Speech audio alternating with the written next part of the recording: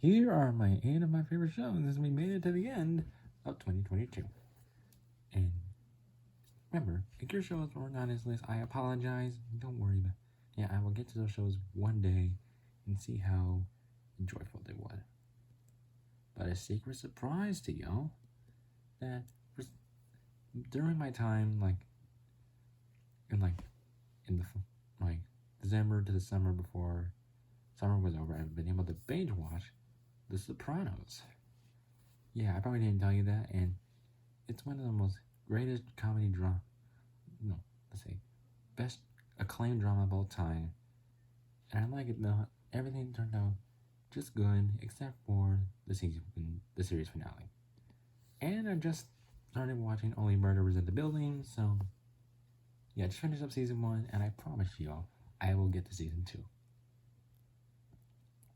But anyways, beginning on our list here is We Crushed, the story about Adam Newman and the company We Crushed. I mean, generally, the show is crazy while Anne Hathaway just plays it cool. But somehow for the ending goes pretty hard when things begin to fall apart and Adam Newman kind of sells his own company to another person. But yeah, very sad. But I enjoyed it enough. And I get to know the story of Adam Newman and the company we work. Next up, Peacemaker. This is a show that I never really thought would be good because of what Peacemaker did in the Suicide Squad, betraying everybody. But now, after watching Peacemaker, it makes me feel like that I really know why they did this. And this is, of course, James Gunn we're talking about, who on the one hand made the show just right. I mean, there's a lot of violence in there, hard R action. So yeah, hopefully we get a season 2 one day. Next up is Obi-Wan Kenobi. Now, before Obi-Wan Kenobi was going to be a show, it was going to be like a 3-part movie, but after Solo failed at the box office, it changed into a TV series, and that's a very good idea. I like seeing Ewan McGregor and the Darth Kenobi and the Darth Vader Jedi battles. And I really appreciate that. And there are some things that just didn't work for me. Really well. However, I got to really enjoy Kenobi a little even more, but I wish I could put this higher on my list, but I really can't. Although I wish I really could, but it just won't, because this is where I'll just put this right here. Since there were some things that just didn't work for me, but hey, very cool series and very good series, but not the best Star Wars series, but I enjoyed it enough to see Darth Vader again. And next up is Ms. Marvel. Good series, but there were some unforgettable villains. And I was able to enjoy a little bit of what Kamala was doing. However, it just kind of felt like very mad in the middle. But the ending was not that great to me. But that doesn't mean it was not enjoyable for me. I mean, I really couldn't say I really enjoyed it.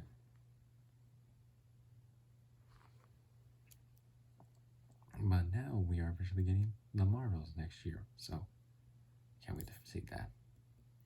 Next up, Moon Knight, the show featuring Oscar Isaac playing multiple characters. And it feels like a bit of a Indiana Jones Marvel show to me. And And that's what I could definitely see. Because, one, it's so dark. Okay? And there were some things that were just like, felt Indiana Jones. And so, that's the show that made me really put this one higher. Next up, Andor. Now, this is a show that basically doesn't feature like any like of the Jedi's, Han Solo, or any of that. It just features only Andor, and it doesn't represent anything other than the Skywalker saga. And that's cool. But the story kind of did confuse me a little bit. But at the same time, it feels like an actual spy story. A spy story Star Wars show. And I can't wait for season 2. Next up is the Guardians of the Galaxy Holiday Special. It's because this is the show where we get to see the Guardians happy. And especially to everyone who we get to see again. And the most surprising thing was Kevin Bacon.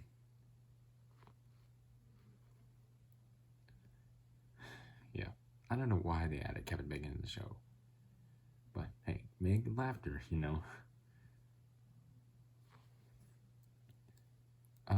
So it's great. And it's good to see them again. And I hope you all are excited for Guardians of the Galaxy Volume 3. But in first place, I'm going to have to give this to Wednesday. One reason. Tim Burton. When they announced this project with Tim Burton doing the show directed, I was like so into it. And yeah. And the actress who played her, I don't think you probably know her name. This is Jenna Ortega, who plays Wednesday. And they transfer her just like every other Wednesday.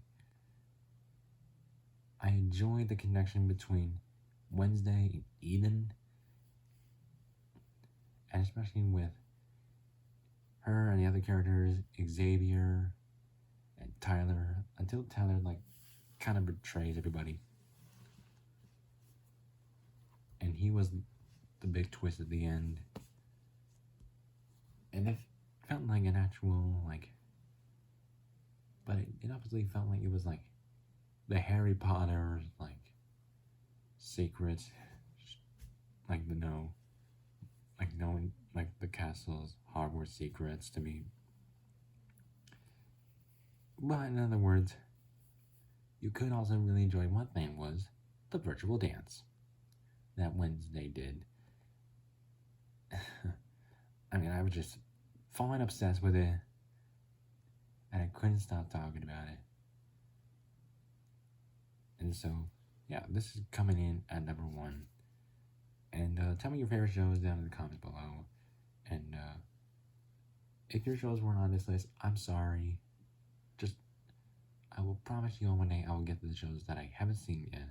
And tell you my feelings about it one day. So tell me your favorite shows in the comments below. And as always, I will get to the movies later on.